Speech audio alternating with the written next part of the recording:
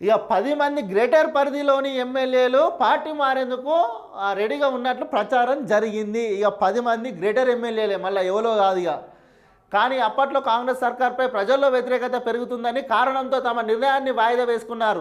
అదే సమయంలో పార్టీ మారిన ఎమ్మెల్యేలపై అనర్హత వేటు వేయాలంటూ బీఆర్ఎస్ ఇచ్చిన పిటిషన్పై సుప్రీంకోర్టులో ఏదో ఒక నిర్ణయం తీసుకోవాలని స్పీకర్కు సూచించింది. ఇలాంటి సమయంలో పార్టీ మారితే అనర్హత వేటు పడుతుందనే భయంతో వెనక్కి తగ్గారు.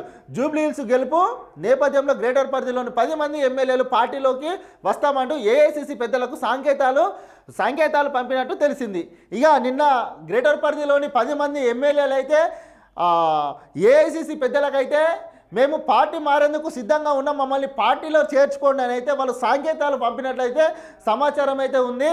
ఇక వీళ్ళు 10 మంది ఒకవేళ పార్టీ మారి వీళ్ళు కాంగ్రెస్ పార్టీలో జాయిన్ అయ్యారు అనుకో, బీఆర్ఎస్ పార్టీ నుంచి పోయి ఇక బీఆర్ఎస్ పని అయిపోయినట్టే. ఇక కథం. ఇక తెలంగాణ రాష్ట్రంలో బీఆర్ఎస్ పార్టీ ఉనికి కూడా ఉన్నది ఇక ఈ 10 మంది పోతే.